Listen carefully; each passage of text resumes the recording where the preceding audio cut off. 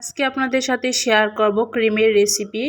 ক্রিমটা যদি পারফেক্টভাবে হয় তাহলে যে কোনো নজল দিয়ে কিন্তু কেকটা ডেকোরেশন করা যায়। অনেকে বলে ক্রিমটা বানাতে গিয়ে গলে যায় অথবা ক্রিমটা ভালোভাবে বসে না, তাদের জন্য আজকের এই রেসিপিটি। টপিক্যাল হুইপ ক্রিম দিয়ে আজকে ক্রিমটা বানাবো আর এটার ওজন হচ্ছে 1 কেজি। টপিক্যাল হুইপ ক্রিমটা খুবই রিজনেবল প্রাইসের মধ্যে পাওয়া যায়। এটা আমি কিনেছি 300 টাকা দিয়ে। আপনাদের এলাকা বুঝে কিন্তু কম বেশি নিতে পারে।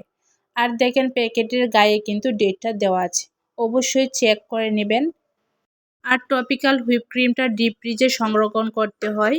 আর টপিক্যাল হুইপ ক্রিমের কিন্তু গায়ে দেখেন ব্যবহার বিধি কিন্তু পুরোটাই দেওয়া আছে, আপনারা পড়ে নিতে পারেন। ক্রিমটা বানানোর 1 ঘন্টা আগে ডিপ ফ্রিজ থেকে ক্রিমটা বের করে রাখবেন। যখন ক্রিমটা একটু লিকুইড হয়ে যাবে এই পর্যায়ে প্যাকেটটাকে ভালোভাবে জাকিয়ে তারপর প্যাকেটটাকে খুলে নিতে হবে। দেখেন এভাবে টান দিলে কিন্তু প্যাকেটটা ভালোভাবে খুলে যাবে। প্যাকেটটা খুলে এখন আপনাদেরকে দেখিয়ে দিচ্ছি। দেখেন ক্রিমটা কিন্তু এরকম লিকুইড হয়েছে। আমি ক্রিমটা পুরোপুরি লিকুইড করি নাই, হালকা একটু বরফ থাকা অবস্থায় নিয়েছি।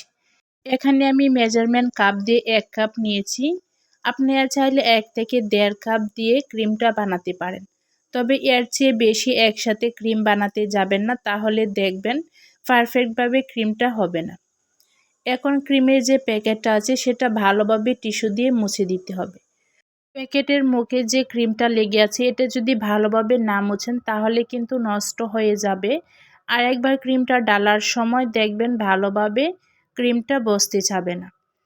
এখন ক্রিমটাতে যেন বাতাস না ঢুকে সেটাকে ভালোভাবে প্যাকেটটাকে মুড়ে দিতে হবে। আমি এখানে কস্টিপ দিয়ে ভালোভাবে মুড়ে নিয়েছি যেন এর ভিতরে বাতাস না ঢুকে। এভাবে মুড়ে আবারও ডিপ ফ্রিজে রেখে দেব। আপনারা চাইলে ক্রিমটা পুরোটা এয়ারটাইট বক্সে রেখে তারপর কিন্তু ডিপ ফ্রিজে সংরক্ষণ করতে পারেন। আর দেখেন ক্রিমটা একটু বরফ থাকা অবস্থায় নিয়েছি। আপনারা চেষ্টা করবেন একটু বরফ থাকা অবস্থায় ক্রিমটা নেওয়ার, একদম লিকুইড করে ক্রিমটা নেবেন না। এখন একটা হ্যান্ড বিটার দিয়ে আমি বিট করে নেব। এখানে মিয়াকো ব্র্যান্ডের বিটার দিয়ে বিট করে নিয়েছি। প্রথমে আমি 1 স্পিড দিয়ে বিট করে নেব 2 মিনিটের মতো। প্রথমে হাই হিটে বিট করতে যাবেন না, তাহলে দেখবেন ক্রিমটা কিন্তু এতটা স্টিকি ভাব হবে না। দেখেন প্রায় 2 মিনিট পর কিন্তু ক্রিমটা 50% এর মতো জমে গেছে।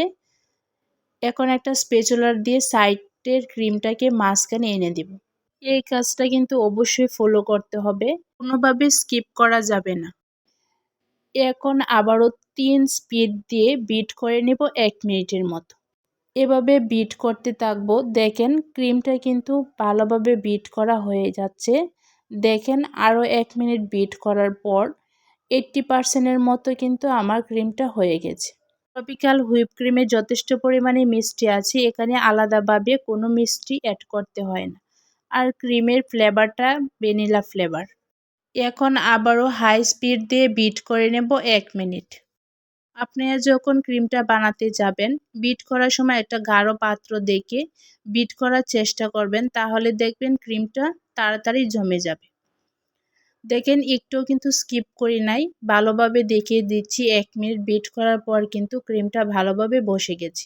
ক্রিমটা যখন পারফেক্টভাবে হবে তখন আপনারা বুঝতে পারবেন বিটারটা কিন্তু ঘোরানোর সময় একটু শক্ত লাগবে।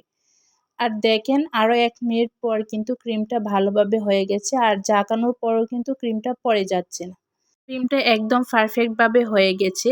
এখন বিটারের মধ্যে যে ক্রিমটা লেগে আছে সেটা সরাতে কিন্তু একটু কষ্ট হয়, সেজন্য বিটারটা আবারও অন করে তারপর উপরে তুলবেন, তাহলে দেখবেন বিটার থেকে ক্রিমটা ভালোভাবে সরে যাবে। এখন আপনারা দেখেই হয়তো বুঝতে পারছেন ক্রিমটা কত পারফেক্টভাবে জমেছে।